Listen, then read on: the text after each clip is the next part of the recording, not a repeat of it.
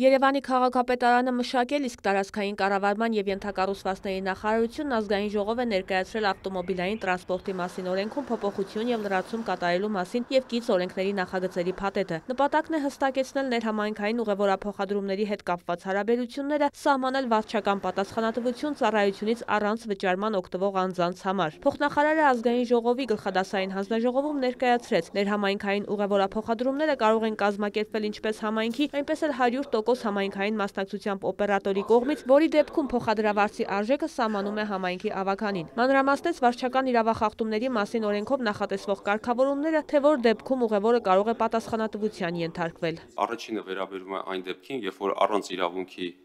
երթևեկություն է տեղի ունենում տրանսպորտով, առանց տեղական վճարը վճարելու։ Երկրորդ դեպքը, երբ որ օգտագործելով այլ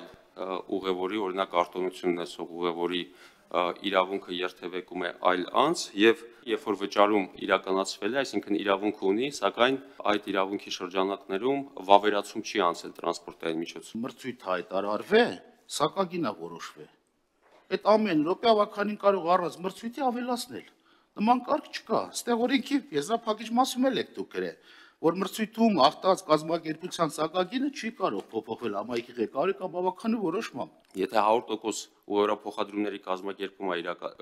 դրա շրջանակներում է իրականացվում, ապա համայնքի ավականին է որոշում ամեն դեպքում այդ համայնքի տարածքում ուղևորափոխադրման ծառայության արժեքը։ Ուղևորը մտավ տրանսպորտ, չվճարեց, հայտնաբերվեց, տուգանք է նշանակում, լավ Երևանի պարագայում հələ հասկացանք, քաղաքապետարանը տարբեր վարչություններ ունի, հասարակական կարգի պահպանություն եւ այլն։ Առաջի հարցս, այս գործառույթը ով է իրականացնելու մարզերում։ Դրա անհրաժեշտությունը չկա, որտեղ երբ որ մասնավորն է իրականացնում երթուղում փոխադրումներ եւ հետապնդում է սեփական բիզնես շահ, հենց ինքն է վերահսկում, որպեսզի իր ուղևորները լինեն տոմսավորված։ Ընդդիմադիր падգամավորները կարծիք հայտնեցին, ծառայության վճարը տեղական վճարով փոխարինելը նաև քաղաքացիների ուղևորավարձի չեղարկման իրավունքն է սահմանափակում։ Դրույթներ կար, որտեղ որ ուրեմն ասվում է, որ այն մարդը, որ քարտով է օգտվում, այդ մարդը 15000 դրամ է տուգանվում, այն մարդը, որ օրենքը խախտում է 10000 դրամ է տուգանվում։ Որն է սրա լոգիկան, էլի։ Քաղաքացիներ, որոնք արտոնություն ունեն եւ ավելի էժան փաթեթներ են ձեռք բերել, որպեսզի այն քաղաքացիները, որոնք հնարավորություն ունեն վճարելու ամբողջական կամ ըստ փաթեթների գումար նման արտոնություններից, այսպես ասեմ, չօգտվեն։ Իսկ արդյոք հանրային տրանսպորտում չվճարելիս քաղաքացին բոլոր դեպքերում կարող է ենթարկվել պատասխանատվության, հարց ուղղեցին падգամավորները։ Մնում էր մի հատ ավելացնենք, որ գնդակահարություն։ Այսինքն մարդը մտնում է տրանսպորտ, ինչ որ մի կերպ կամ չի ստացվում վճարելը, չի աշխատում վալիդատորը, խնդիր կա եւ այլ, մարդը չի կարողանում վճարում անի, ես տենց շատ դեպքեր եմ ականատես եղել,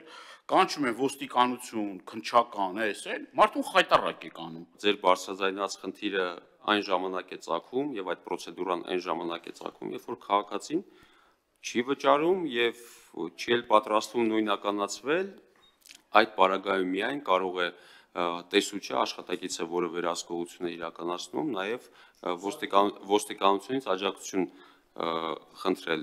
Այն, որ նախագծի իրավական կարգավորումները լայն քննարկման կարիք ունեն, չեն ժխտում նաև քաղաքական մեծամասնության ներկայացուցիչները։ Երկրորդ ընթերցմամբ քննարկվեց բնօգտագործման վճարների բարձրացում նախատեսող օրինագիծը։ Շրջակա միջավայրի նախարարը ներկայացրեց, նախատեսվում է բոլոր կենդանատեսակների բնավճարների կրկնապատկում, սիգի դեպքում եռապատկում։ Ընդդիմության հարցադրումներին, թե արդյոք այս փոփոխությունը լուրջ ազդեցություն չի ունենա շուկայում սիգ ձկնատեսակի գնի վրա, նշեց, հաշվարկել են, որ աննշան բարձրացում կարող է տեղի ունենալ։ Օրակարգում ներառված նախագծերը ստացան դրական եզրակացություն և կառաջարկվեն ներառել առաջիկա լիագումար նիստերի օրակարգ։